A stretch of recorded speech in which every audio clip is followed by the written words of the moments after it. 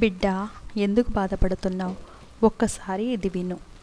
బిడ్డ, నువ్వు పడే బాధ నాకు తెలుసు. నీలో నువ్వు బాధపడుతున్నావు. అందరూ నిన్ను ఎందుకు ఇలా చులకనగా చూస్తున్నారు అని. ఈరోజు నిన్ను బాధ పెట్టిన వాళ్లకు నేను సరైన శిక్ష విధిస్తాను. నేను వదిలివేయను. నువ్వు అనుకుంటావు, నేనే ఎందుకు దుర్గమ్మ ఇలా ఉంటున్నాను అని. కానీ నేను చూస్తూనే ఉన్నాను నీ బాధ. నాకు తెలుసు. నీ విజయం నా చేతుల్లో ఉంది. భయపడకమ్మా. నన్ను నమ్ముకున్న వాళ్లను నడిచే ప్రతి అడుగు నేనే వేయిస్తాను. నేను ఎప్పుడూ చెయ్యి విడిచిపెట్టను. అమ్మ, నీ విజయం తొందరలోనే ఉంది. నువ్వు అనుకున్నది సాధిస్తావు.